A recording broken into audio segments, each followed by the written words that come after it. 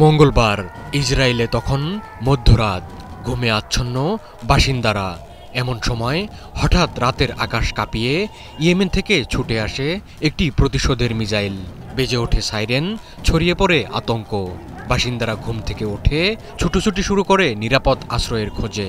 হন্তদন্ত হয়ে ভয়ঙ্কর মিসাইল ঠেকাতে নেমে পড়ে ইসরায়েলি বাহিনী। দখলদার ইসরায়েলে এমনই আতঙ্কের রাত নামাচ্ছে ইয়েমেনের প্রতিরোধ যোদ্ধারা।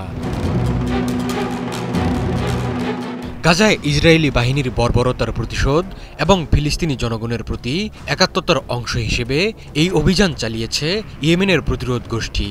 ইয়েমেন থেকে ইসরায়েলি লক্ষ্যবস্তুতে একটি দূরপাল্লার মিসাইল নিক্ষেপ করার তথ্য নিশ্চিত করেছে ইসরায়েলি সামরিক বাহিনী।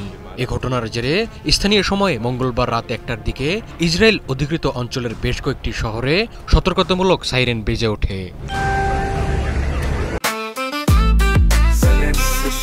জেনেক্সে শিফট করো, লাইফকে লিফট করো।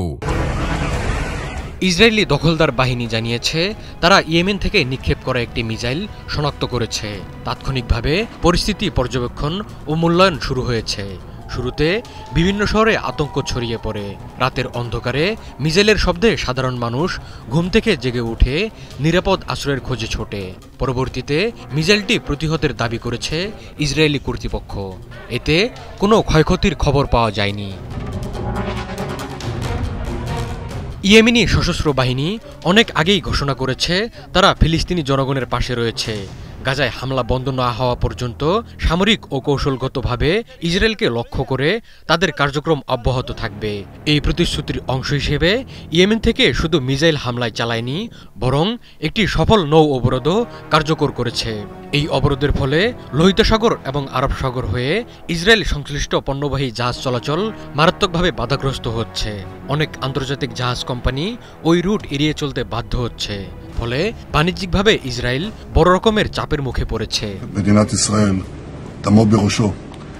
নিয়মিত বিরতিতে ইয়েমেনি বাহিনী ইসরায়েলি লক্ষ্যবস্তুতে ড্রোন ও ব্যালিস্টিক মিসাইল হামলা চালিয়ে যাচ্ছে। এসব হামলার লক্ষ্য শুধু সামরিক ঘাঁটি নয়, বরং তারা বন্দর, রাডার স্থাপনা এবং বিভিন্ন সরবরাহ চেইনের উপরও আঘাত এনেছে।